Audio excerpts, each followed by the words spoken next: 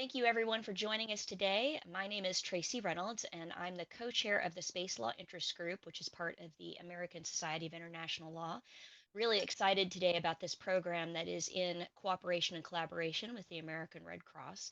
And just a quick reminder while I am an active duty naval officer, I'm here in my personal capacity, and neither this event series nor my comments are reflective of opinions held by the Department of Defense or the U.S. Navy. Today's event, Episode 3 Lessons Learned from the Fall of House Atreides, is part of a larger Zoom event series called Empire, Star Wars, or Utopia, Star Trek, the predictive power of history, policy, and pop culture. This series seeks to explore questions of law, policy, and ethics in outer space through narratives presented in movies, literature, and other media. Episode 3 builds on the theme set during episodes 1 and 2, that science fiction may guide legal practitioners and policymakers regarding developments in outer space, considering the lack of documented state practice and resolved litigation in this domain. Now let's talk a little bit about Dune, this our subject today. Dune is a landmark science fiction novel first published in 1965, and it's the first in a six-book saga written by Frank Herbert. Various film and TV adaptations exist, including David Lynch's Dune in 1984 and Denis Villeneuve's 2021 film Dune that won 6 Academy Awards. And I think most of us are tracking that Dune Part 2 opened on the 1st of March of 2024. The Dune Society is set in a far distant future, 20,000 years from now, a post Westphalian society composed of feudal like houses that have taken the place of nation states. These houses rule planets and manipulate imperial governance structures to control the universe. Instead of technology and artificial intelligence, this society perfects individual human beings through shadowy genetic machinations. The emperor has granted House Atreides governance over the planet Arrakis, also known as Dune, the only source of spice, a scarce and highly prized resource by the entire universe. During the transition, House Harkonnen exploits a family insider to decimate House Atreides, leaving the heir and his mother to find solace with the Fremen, an oppressed and demonized group of people who settled the planet Dune millennia ago before the discovery of spice. The novel, Dune, and all of the resulting film adaptations set the stage for conversations about great power competition, resource scarcity, power imbalances, colonization, decolonization, insider threats, and a variety of military tactics in the application of international humanitarian law. Our panelists today, David Kohnen, the Captain Tracy Barrett Kittredge Scholar of War Studies and Maritime History at the U.S. Naval War College, Michelle Hanlon, co-director of the Air and Space Law Program at the University of Mississippi School of Law and its Center for Air and Space Law, Thomas Harper, international humanitarian law attorney in the Office of the General Counsel at the American Red Cross National Headquarters, and Dr. Namrata Goswami, author of Scramble for the Skies, the Great Power Competition to Control the Resources of Outer Space, and professor at the Thunderbird School of Global Management at Arizona State University. I'd like to start today with David Kohnen. Dave, can you talk to us about maritime history, history that's terrestrial in nature, and how this may serve as a rich source of reference for our Dune Society? Tracy, thank you very much. It's, as always, a privilege for me to be able to participate in such a great conversation. One of the things about history is that I always like to say that history is something that already happened, so we don't have to worry about it. But of course, the future is yet to be written.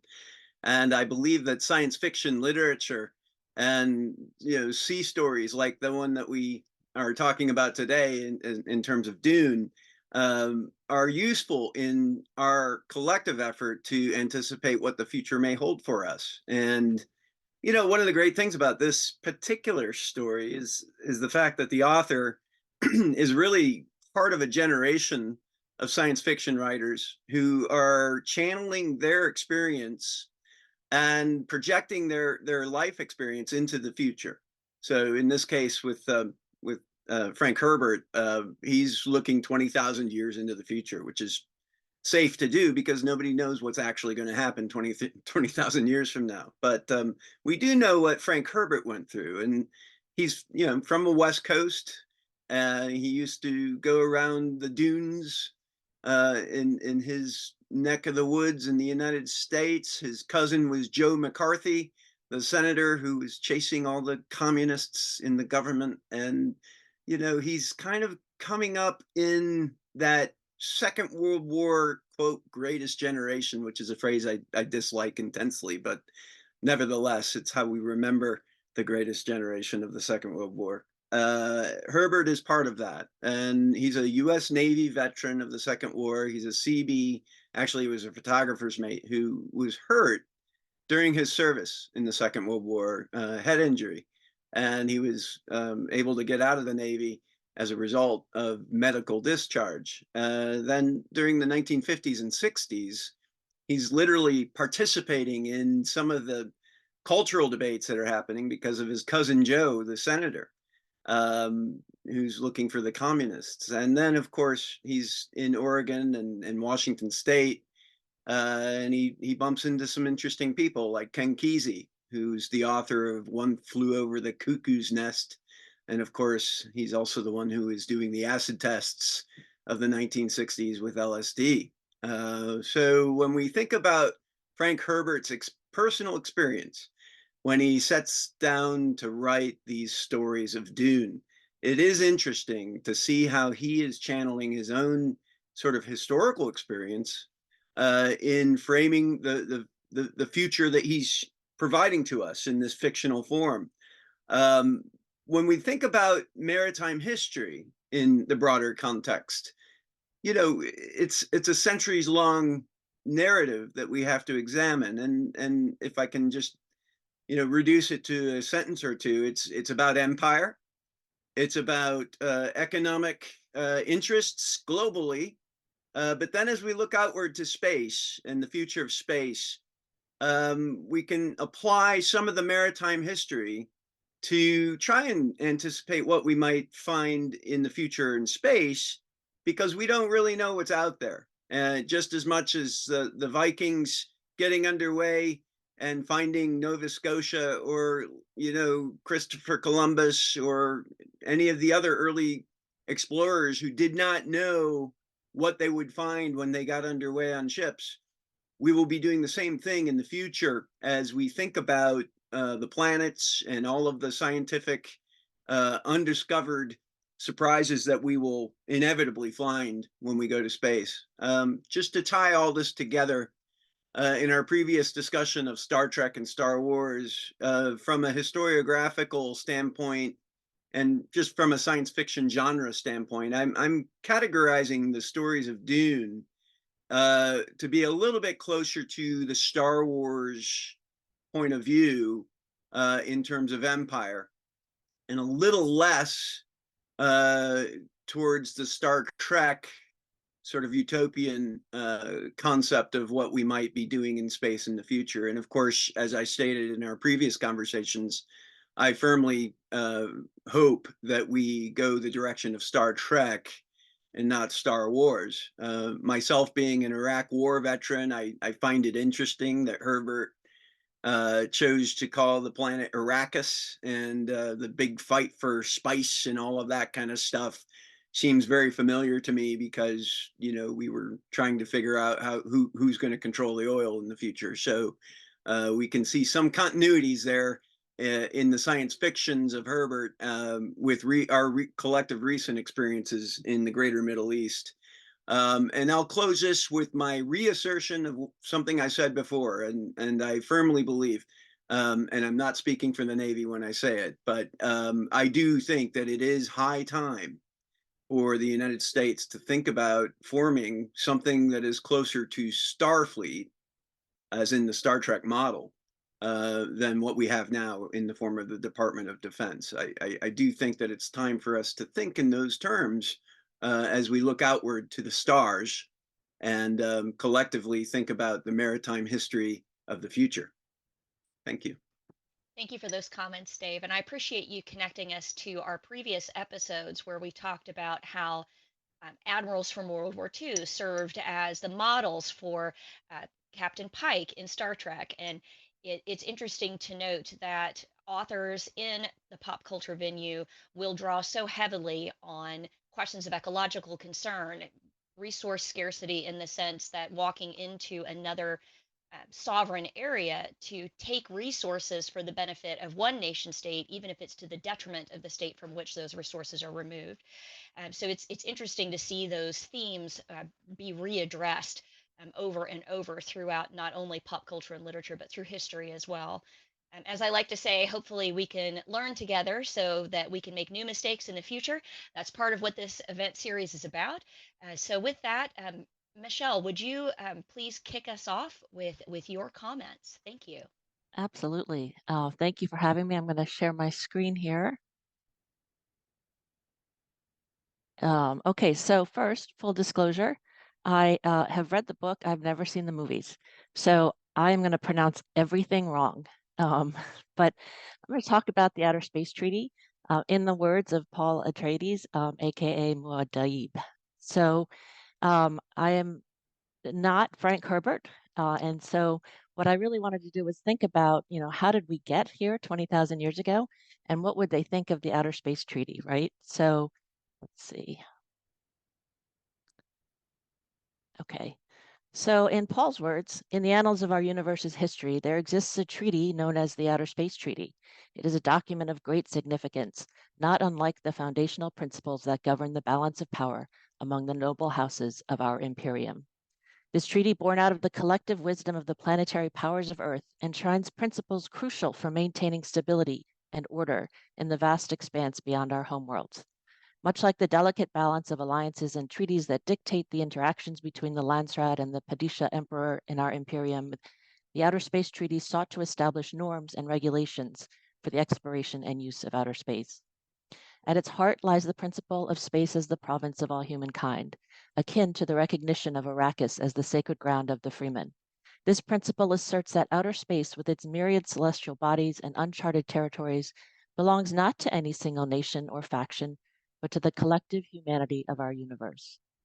Just as our Imperium respects the sovereignty of individual houses over their respective fiefs, the Outer Space Treaty upholds the sovereignty of nations over their space activities.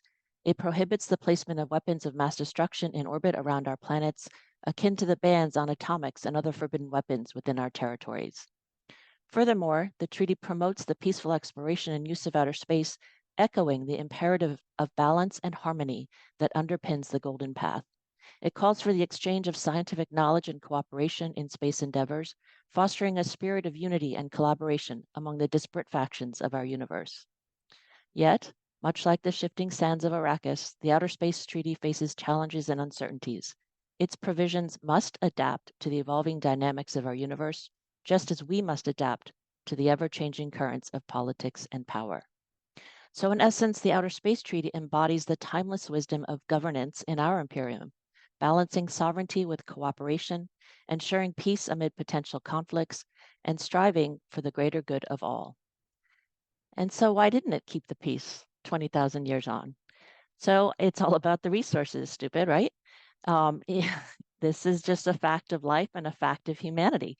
We are always going to be fighting for that special energy producing thing, whether it's going to be helium-3 on the moon, or the spice on Arrakis. And so, when we think about that and we think about Article 2 of the Outer Space Treaty, which is the non-appropriation principle, I think we really want to look at the lessons of Arrakis and think about what does it mean to not own property? What would it mean? What does it really mean for space to be a global commons? Would things have been different if we started with a concept where you can earn property or own property? And certainly, many people like me, or maybe a few people like me, would interpret Article 2 to suggest that individuals and non-sovereign entities can appropriate property in space. And again, my view would be, well, we don't want to appropriate anything on the moon, which is a very special place. But when we're talking about the vastness of space, perhaps if there were a better property ownership structure that we can, as humanity, agree on, we can avoid these conflicts. But even more important, I think, is Article 9, and I have a lot of fun with this provision. So this is the due regard. We will have due regard for the activities of others. in corresponding interests. So it's not even due regard for the activities of others. I'm a contract lawyer by training. So, what is a corresponding interest? That means maybe we don't care about Earth because there are no corresponding interests of humans that are bound to Earth in space. And we think about harmful contamination. And I thought it was really interesting that this sort of generation of authors, well, perhaps they're not the same generation, but I'm thinking about Ender's Game and the way we treat aliens, right? The sandworms, the buggers, they're evil or they're just resources, or and so this is the essence of harmful contamination. Either trying to harness a species or eradicate a species. And I also, with my high school students, one of my students asked me once, when I was, that I was presenting to, I don't have high school students, but you know, what if we found cows on another planet? Under the Outer Space Treaty, we can't eat them, but we eat them here on Earth. So it's like, how do we even, deal with that and work through the significance of that? So the lesson is really conflict is inevitable, and we have to think outside of ourselves and suppress our Anthropocene tendencies as we look to space. And so, how do we start to do that? Well, once again, I'm going to turn to the words of Muad'Dib and talk about what does Article 9 mean. So he would say, my friends, just as the desert of Arrakis taught us the delicate dance of life and the consequences of imbalance, so too must we heed these lessons as we venture forth into the vast unknown of the cosmos. Sustainable space exploration is not merely a journey of discovery, but a sacred duty to preserve the harmony of the universe. In our travels among the stars, we must tread lightly, as the Fremen tread upon the sands of their desert home. We must cherish the celestial bodies we encounter, treating them with the reverence they deserve, for they are not merely resources to be exploited, but living worlds teeming with wonders and mysteries. We must strive to understand the ecosystems of these distant realms, just as we learned to understand the intricate web of life on Arrakis. By studying the interplay of life and environment, we can ensure that our exploration does not disrupt the delicate balance of these alien worlds. Furthermore, we must be mindful of the impact of our presence on these newfound frontiers. Just as the introduction of alien species can wreak havoc on the ecosystems of Arrakis, so too can our actions in space have unforeseen consequences. We must take care to minimize our footprint, leaving behind only the faintest traces of our passing. Above all, we must remember our duty to future generations.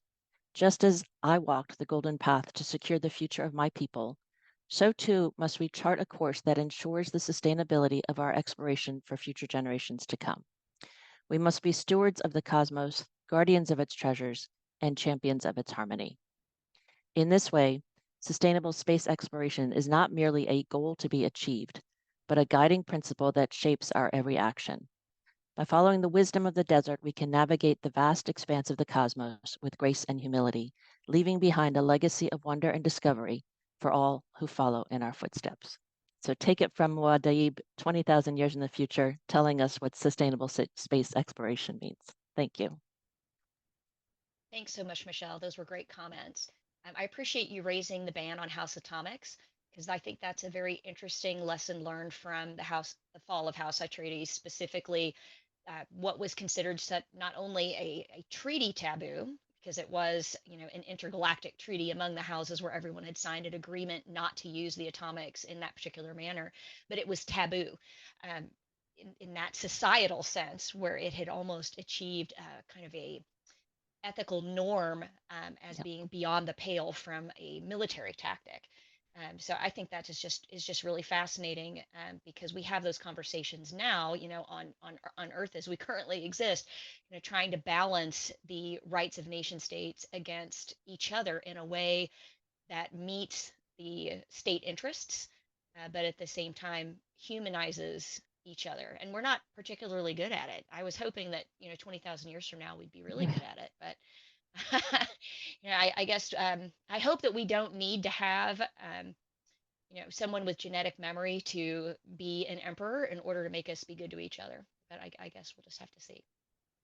I think, and when we look at, was struck presentation I heard from the producers or director of The Expanse, and he was asked, it's kind of a pessimistic view of humanity that we can't get along, and he said that that's just reality. And like you, I hope that it's not reality and that it is pessimistic, and that we can really truly take lessons from these science fiction novels, and try and be better. That's a really interesting point, because sometimes when I read these novels, it seems like there's a superimposition from an exterior source on bad decision making. Like everyone thinks the other person's out to get them, so everybody acts like they're going to be got, and then guess what happens? Everybody gets everybody else. And I, I think I just have a natural inclination toward the Star Trek universe, where we decide not to do that anymore. Yeah. And even though it's really hard, we should still do that. And part of what I think Dune does really well is say, I'm going to make you be good to each other. Sorry about that. Yeah. So it's this interesting meld of the empire and the utopia. And one comment from chat, which I think is really great, about that comment you made, Michelle, about preventing harmful contamination sustainability, is that the Golden Path involves massive terraforming of Arrakis. So, it threatens the very existence of the great makers. And isn't that a fundamental part of who the Fremen are as a society? Yeah. But at the same time, there's that tension there, which I think is really interesting.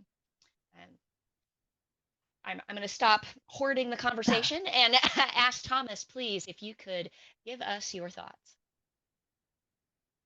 Yeah, thanks, Tracy. Give me just a second to fire up my slides here.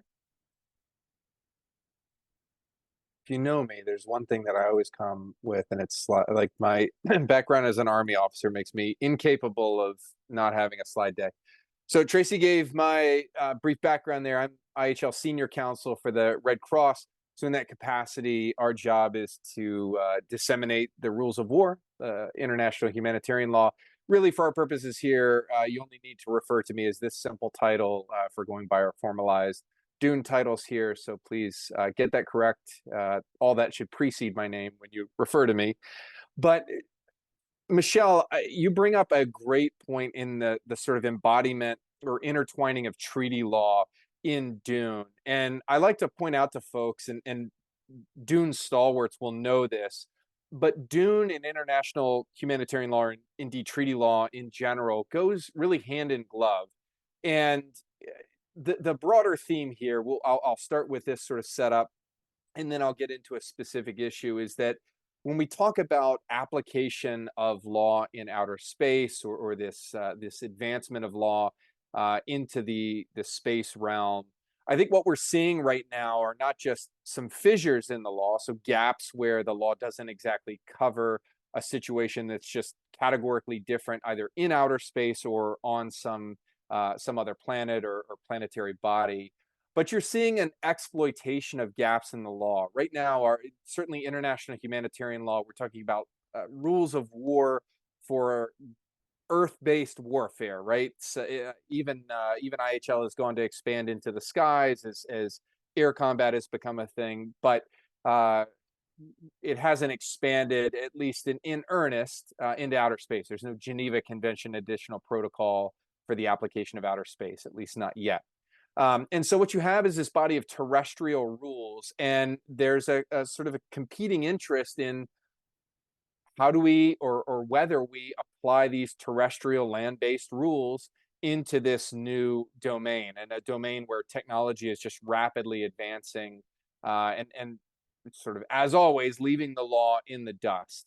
But I'm going to submit to you today that not only is Dune a great vessel for understanding sort of international humanitarian law's place in conflict, and certainly interterrestrial conflict, but I think there exists the way in which most of IHL is written has ready application into outer space, and certainly especially conflicts like the one on Arrakis. The drafters were just that good. We'll give them credit, from 1949, or you pick your treaty and whatnot. So let's dive in. If you know your Dune, we've got great houses, right? So I don't have them all here, but certainly Harkonnen and House Atreides are prominently featured in the Dune movies, 2021 and the most recent. You also have the Imperium and the Spacing Guild. So I highlight these three sort of entities because these are sort of like your Dune version of sovereign states. And interestingly in Dune, so it doesn't get really reflected in the films, at least the more recent films, but it is a prominent feature of the books. You have not just the sort of outer space treaty that Michelle definitely mentioned, but you also have this other agreement between these groups, and that's known as the Great Convention. So these groups, these sort of power centers of the universe, of the Dune universe, get together and they say that fighting is commonplace amongst us, right? Even though we like this idea of a peaceful society, sort of the Star Trek world of things, that's not really realistic. And so it's a problem that this fighting is happening and that human life is a sort of the biggest bearer of the cost of that fighting. So the parties get together and they draft the Great Convention. And what it does is it sets down a strict set of rules for war and feuds.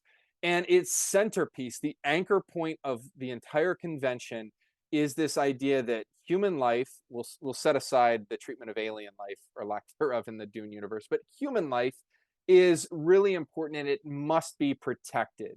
And so it's necessary to have this agreement between these great houses, the Imperium, the Spacing Guild, etc., to lay down a set of boundaries, because without that, they've lived in that world and human life really bears the brunt of it. Michelle, you brought up the ban on atomics. That is directly linked into the Great Convention. In fact, it is the most significant sort of rule on the means of warfare that's featured in Dune, and it's a really great sort of analogy to, or has direct linkage, at least modern day. There's an existing treaty for the prohibition on nuclear weapons, the TPNW. That's a live and very young treaty that certain countries around the world are trying to rally behind, and it's mirrored in Dune. I mean, this sort of story feature was authored decades before that treaty came to light. But it also, this Great Convention regulates the types of warfare, and we see that play out in the films, the most recent films. The two most significant are Kanla, which is a derivative of a Turkish word that I'm surely butchering as a North Carolinian, and the War of Assassins. These are sort of a laydown of sort of the sandbox of how you can fight in certain circumstances. And we actually see Kanla play out in both most recent Dune films. They don't refer to it by name, but this is the idea of conflict between great houses, the recognition that great houses are going to fight. That's sort of inevitable. Even the emperor doesn't try to ban that outright, but it places a strict set of rules on those sort of long-standing blood feuds. So whether you realize it or not, you've seen that. What does the Great Convention sound like, if not the Geneva Conventions, right? One of the anchor points of international humanitarian law, not the only aspect of IHL, but certainly one of the foundational pieces of our modern law of armed conflict. It's as a body of law that certainly the 1949 GCs 1 through 4 celebrating their 75th anniversary this year. So right there in Dune, you have the framework of the law of war and a recognition amongst these parties that certain rules are going to be necessary.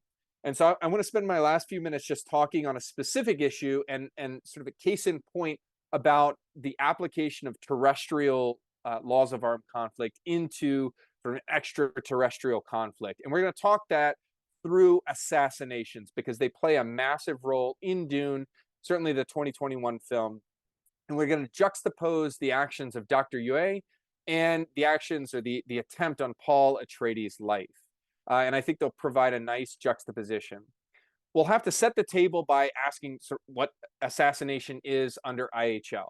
Well, just generally speaking, let's put a common sense Oxford Dictionary definition to it. It's the murder, usually of a prominent person. I mean, you could sort of murder, I guess you're like a random person on the field, on the street, but that's probably not in the ambit of assassination. Usually we're talking about somebody prominent, and really the key feature that at least in our sort of popular culture definition of assassination is this idea of like a sudden attack. It's out of nowhere. It may be done in secret. That's sort of the defining feature of an assassination, tied right at the hip there with the prominence of the person that's targeted. Now, legal origins here, I'll spare you the history lesson, but this concept, this act within both war and peacetime goes all the way back to the time of knights. This idea, or the code of chivalry, the idea of professional warfare and fighting adherent to a code of some type, that certain actions were just beyond the pale, even in war. And while assassinations certainly take place in peacetime, the focus that I want to dial into is its use in wartime, because it's got a slightly different treatment here. So within IHL, we're talking about treacherously wounding or killing an adversary, including by sudden or secret means. Now, there's a difference there in the Oxford Dictionary definition I gave you just before, and that's highlighted in red, this idea of treachery. And it connects directly to this concept in IHL of perfidy. And you might be like, why did Thomas get invited to this? You're just like pulling legal quotes out, and I'm sick of this. But perfidy is a really key concept, and it's embedded in Dune. It's certainly embedded in many other sci-fi franchises, including my beloved Star Wars. But the idea here at its core is just you're pulling a trick on the enemy to make them believe you have some sort of legal protection, but the entire time you're intending to betray them, right? That's all perfidy is. It's very, very basic in its definition, a little more complicated in its application, but IHL in sort of a nice instance here, they don't always give us examples of what these laws look like or what breaking one of these laws look like, but the exception is perfidy, right? So it talks about faking a surrender, so waving a white flag when you're intending to open fire on your enemy. Faking being injured, right? So if Kynes laying there in the sand there is faking that injury only to spring an attack on her foes.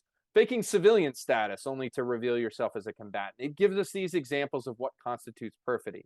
And we see a good juxtaposition here. We'll talk Dr. Yue. He certainly is the centerpiece of the betrayal of House Atreides. He gives up certainly a ton of intel that's necessary for the Harkonnen to attack House Atreides on Arrakis. He betrays Leto Atreides, the head of the house, tells him he's made a bargain and that Leto is the price.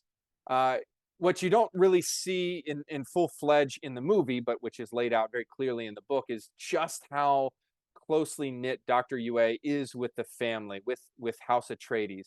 He's a Suk doctor, and so in Dune canon, that is someone who, from sort of a very young age, is indoctrinated by the Imperium with this sort of supposedly infallible training. He's supposed to be sort of unpersuadable. He is loyal to a fault, and he's their longtime house physician. And so, with that training as a background, and with his unique role as a physician, Leto and the rest of the House Atreides allows him in very close to the fold. I mean, this is effectively like a family member. He's got close range access to Paul, to Jessica, to Leto, and the like. But in the background, he's a Harkonnen agent. We'll set aside his reasons for doing so. The right and the wrong of that really isn't implicated here in this analysis, but that's the background. And you see sort of the essence of perfidy here in this one line from Leto Atreides.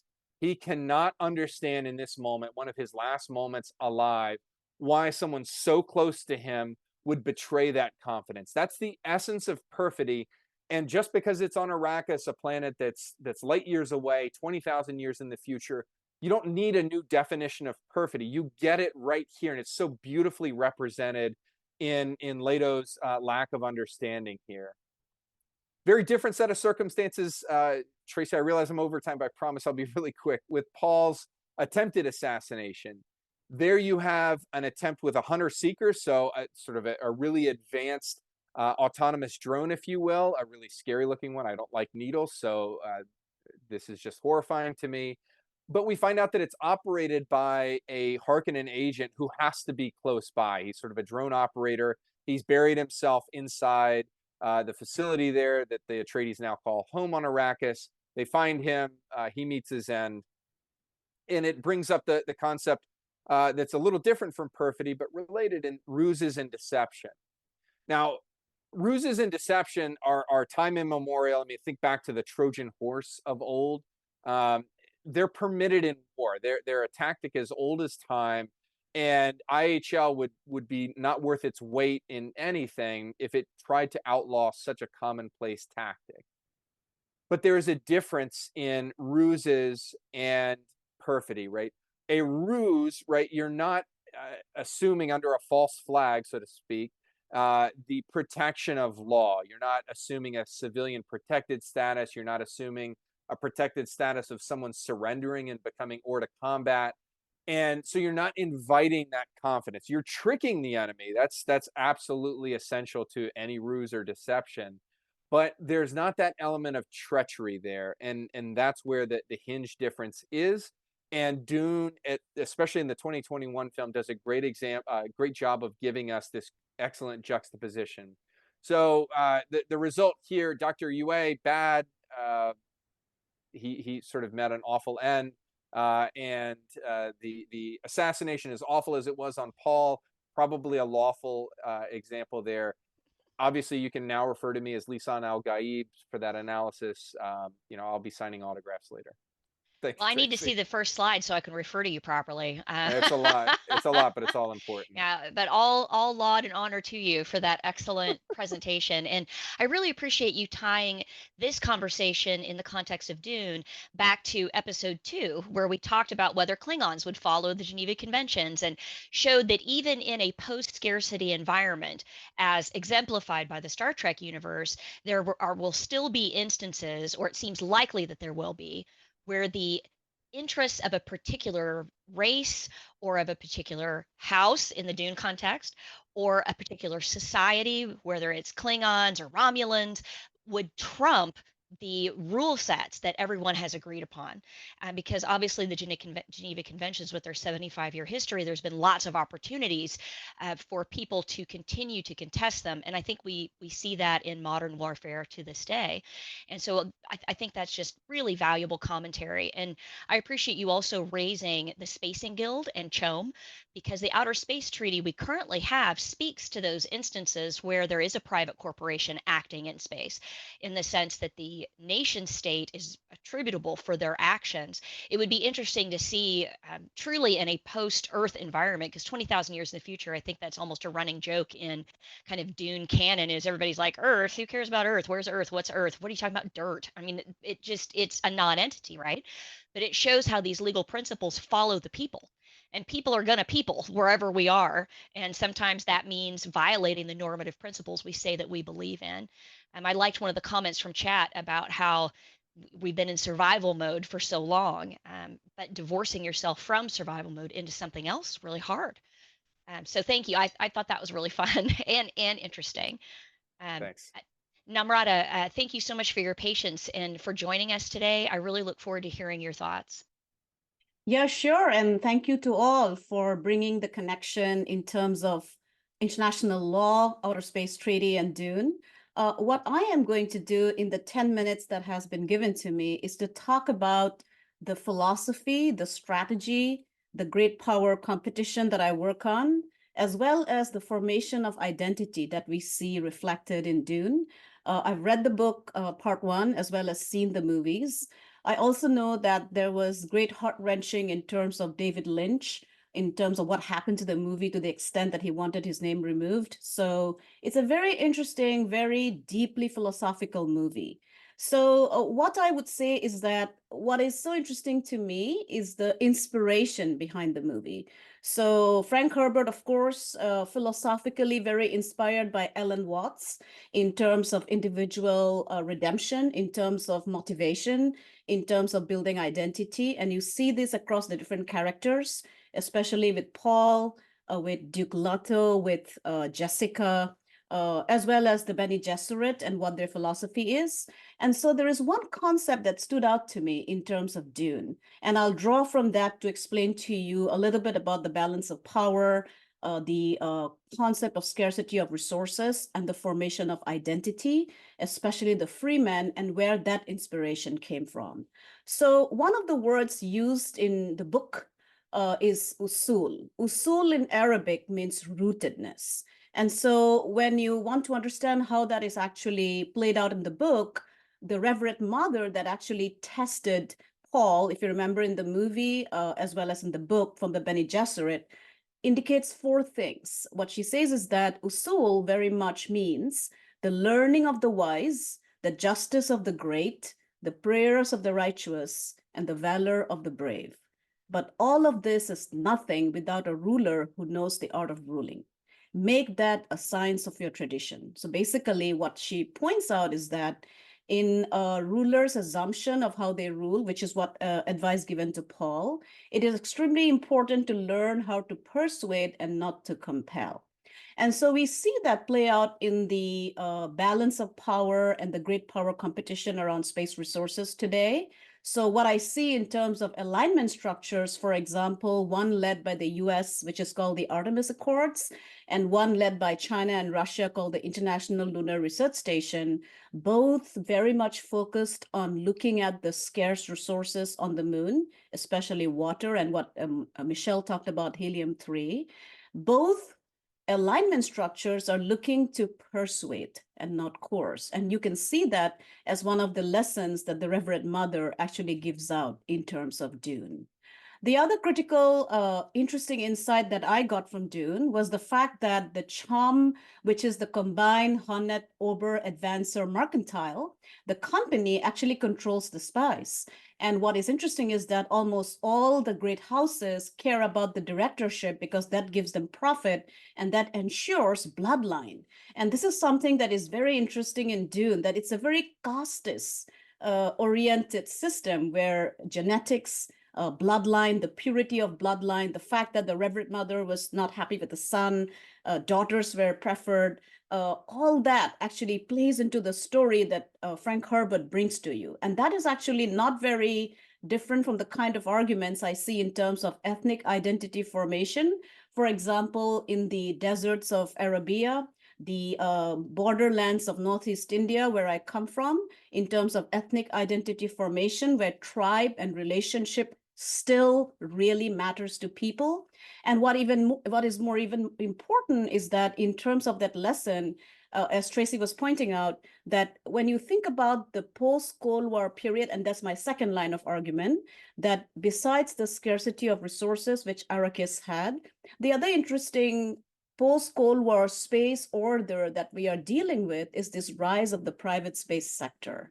For example, the monopoly, for example, like a company like SpaceX. So I was looking at the launch cadence of the United States vis-a-vis China and India. If you take SpaceX out of the equation, the US falls way behind when it comes to launch. You put SpaceX in, United States is ahead. The fact that the US has an independent launch capability to the International Space Station only happened in 2020 with SpaceX launching to ISS. So very similarly, in the world of Dune, directorships really mattered. And Duke Leto basically pointed out that when you get to Arrakis, which is rich in spice, directorship and resources will matter because that is going to preserve my bloodline. So there was this very interesting concept of how resources was connected to that particular idea of privatization as well, and who was in control of the spices. The third important lesson in terms of Dune is identity. And this is something that comes across very clearly when you think about the different houses, bloodline, the connection to the emperor, where balance of power really mattered. And you see this in the philosophical concept that Duke Leto says, when he says that when you think about my position where I had to leave Caladan, the planet that I really loved, and come to Arrakis, is to ensure that my son continues on a planet that might not be good for me. And he actually somehow knew that that was going to be a trap, but he thought that that would still provide his bloodline with a very successful ability to continue. And so we see that in terms of different nations' articulation. If you think about space policy and ambition, it's a lot about forwarding their own citizens, their own identity, their own nationalism. And that still continues to impact space policy, despite the fact that we have the Outer Space Treaty telling us that we need to consider space as the province of mankind. And so these are concepts that I thought Dune did a great job in terms of offering insights, where family connection. Duke Leto also says this beautiful thing where he says that war, the art of war is strategic calculation, and that all falls apart when it involves family. Because when the assassin targeted his son, he couldn't get that out of his mind, that they tried to kill my son. They tried to kill my son. And so you see that particular recognition that Clausewitz also talked about in war. Emotion. War is a lot about emotion. War is a lot about friction. And so the fog of war, that all kind of plays into how all the different houses, as well as Atreides, the house of Atreides, basically deals with this particular concept. I'm finally going to end in the last 3 minutes. So I talked about scarce resources. That is very much true in terms of outer space resource utilization. If we have, for example, a settlement on the moon, the most scarce resource will be water, which is also the case with Arrakis. Water is a very vital resource. In fact, Jessica, when she actually came to Arrakis in the book, kind of disliked that this kind of scarce resource was being showcased in her own lodging, whereas outside the Fremen didn't have it. I'm finally going to end by talking about the Fremen. So I talked about space resources, I talked about balance of power, I talked about war, where Dune has a lot to offer. And I'm finally going to end by articulating about the Fremen and who they are and what did Frank Herbert draw his inspiration from.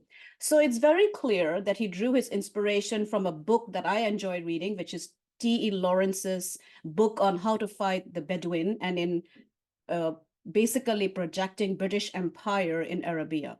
As you know, there's a famous book called Lawrence of Arabia. And so the Fremen, if you look at the language they use, the idea of Muad'Dib, which is actually an Arabian concept of the Mahdi, the coming of the Messiah. And so the Fremen is very much located within the culture of Bedouin. Now, what is Bedouin culture? It's a desert culture. It's a culture of great tenacity. It's a culture of identity, which is very independent of the other Arabian empire. It's a culture where independence, self-motivation, the ability to be the power brokers, if you actually befriend them, is a very critical concept in Dune as well. When you think about the Fremen are independent. They are very much what Frank Herbert really basically projected in his own philosophy, which is libertarianism, individual freedom and motivation. And also the fact that, and this is where I'm going to end, that even the Fremen, despite being independent, despite being strong-willed, despite having to deal with the desert and building their philosophy and culture from there was the hint in the movie and the book that even the idea that Paul could be the one, Paul could be the Muad'Dib, Paul could be the Messiah, was inflicted in their mind by the Bene Gesserit. And so you can see that even in their faith and philosophy and independence, there was that particular hint that could have been projected by someone else. So I'm going to end there. My 9 minutes is up. And so thank you so much, Tracy. I'm sorry to be such a taskmaster on time. I could listen to you talk about this all day. I really appreciate you drawing those very clear lessons and tying together not only the identity piece, but also how private corporations influence that decision making. And we are at our core, it seems, very interested in preserving our own family relations, whether that's contrary to the normative concepts we say that we agree with or not. I think that is very fascinating. I also am always excited to hear a Clausewitz reference, so thank you for that. That makes my day. And we have some great questions in the question and answer box, so I'm going to turn to those for our remaining few minutes. The first is a question from Viva Dadwal that's, if conflict is inevitable, what is the best way to resolve those conflicts? And what happens if we are unable to resolve those conflicts? From my perspective, I don't believe in the inevitability of anything. But I believe that because I believe that, not because I can point to a reference book or a well-researched paper. So I am very interested in my panelists' thoughts on that. Is there anyone who would like to take that question first? Don't be scared. I'm happy to. Thank you, Michelle. So I appreciate that you don't think conflict is inevitable, but I think even when we look at our Star Trek generation, that emerged because of an incredible conflict, right? And one of the things I always talk about with my sons is how do we prevent this conflict? How do we unite humanity? And honestly, I mean, everything that we see is we need to existential threat. We will unite. Hopefully, we will unite if an alien force comes out to take over the Earth or something. So I do think conflict is inevitable. I think the best way to resolve those conflicts is to try and create a framework in which those things can be resolved. So, Namrata spoke so eloquently about everything, as she always does. But the Artemis Accords and the Chinese Russian International Lunar Research Station, that's going to create a conflict on the moon. And how are we going to resolve that conflict? Well, we have the International Court of Justice. We do have a treaty that has some guidelines, but we need those guidelines to be interpreted. To the extent we can interpret what due regard means in advance, then we can prevent or at least mitigate that conflict. And so that means doing things like saying due regard requires safety zones. And so I'm talking a decade, not 20,000 years from now. But I think that the baseline is going to be, okay, what does due regard mean? How are we going to share the moon? Because we're going to have to without conflict. And the first step is really to understand, okay, what are the risks we're facing? How are we going to get into those conflicts? And as any good lawyers would do, when you write a contract up, you try to anticipate what those will be and then determine how to solve them. But of course, you're not going to catch everything. You're on mute, Tracy. Can't hear you. Yeah, sorry about that. I appreciate your comments, Michelle, and I definitely agree that having the frameworks in place is one way to mitigate the consequences of conflicts that occur, which they probably are inevitable. David, what would you like to share with us? So I'll just say that I think that all the presentations did a great job of tying together all the big themes in Dune. Speaking from a historical standpoint, when we talk about treaties, the history of treaties is a history that is punctuated by war. And we need to look at the human competition from the standpoint that it is a human competition, and the human effort to mitigate the prospect of war is an ongoing project throughout human history. And when we think about the history of empires, from Samuel Pepys to the present day or whatever, what we see is an ongoing sort of debate about what peace and what war actually is, and what's the nexus between the two, and how do we mitigate our natural tendency to compete against one another for control. I like to look at history from the standpoint that the human factor is the constant in history. So competition is a constant. And one of the key variables in history is innovation and technology. And how do you manage innovation and technology? And I'll just say that the history of treaties from just in the 20th century, the League of Nations didn't work out all that well. The British idea of imperial federation never materialized.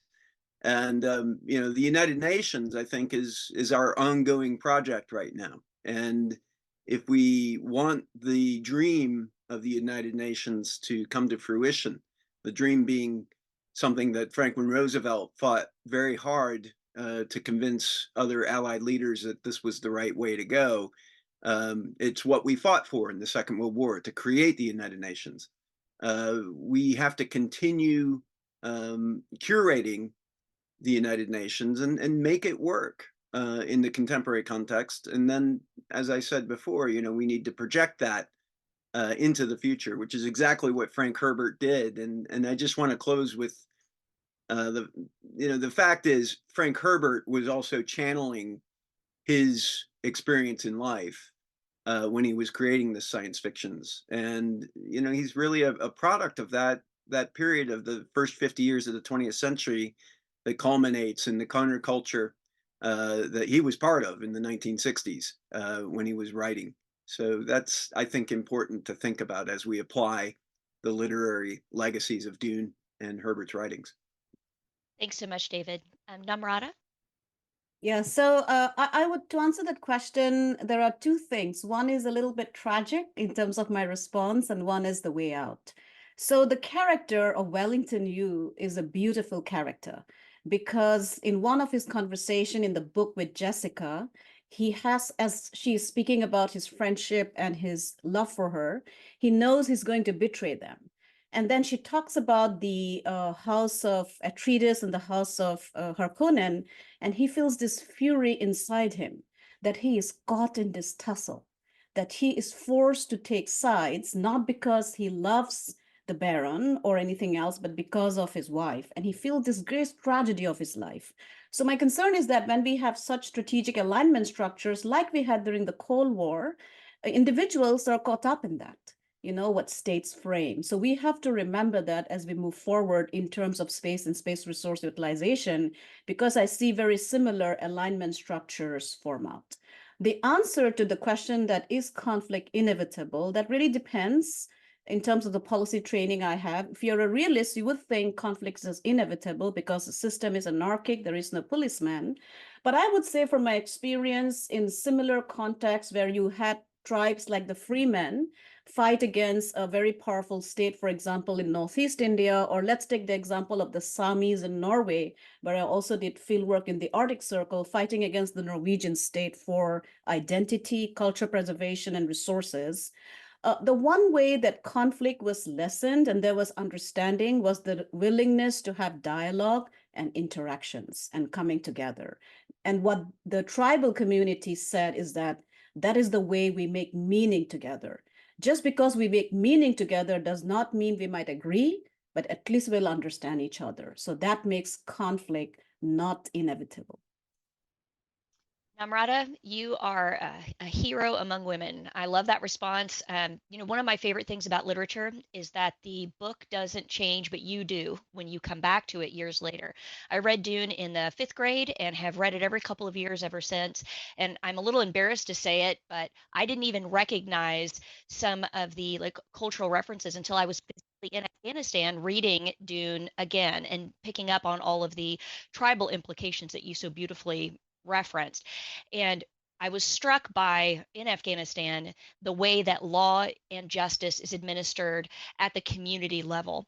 And concepts of justice, I think, are inherent to us as human beings, but how we manifest them is an area over which we do have control as an individual and hopefully as a society as well. So the Pollyanna in me is thrilled by what you just said. So we have 3 more minutes on the clock. We have a few more questions. I'm going to read the next one in line.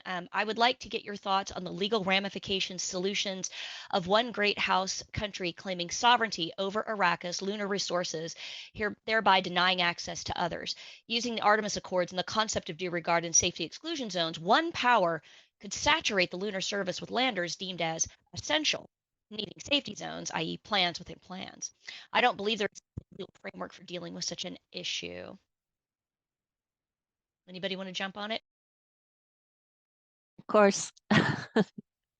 So there is nothing right now. There's no legal framework dealing with these issues. And we have the Artemis Accords, which are using due regard to tease out this concept of safety zones. They're calling them notification and coordination zones. And this is not a concept that China or Russia has signed on to formally at an international level. Russia does have a concept of safety zones in its domestic law, stating that it has the right to exclude people from getting too close to any of their artifacts on the moon. But what I think, what we're going to see is that we're going to need an international agreement. And the really great news, and I know I'm not tying it back well, but I think it's really important to know, David was talking about treaties and the United Nations exists, and we're still trying to make it work. But the Committee on the Peaceful Uses of Outer Space is one of the most effective committees within the United Nations. And they actually have a working group on space resource utilization. Was it formed a decade too late? Yes. Is it going to have rules in time? No.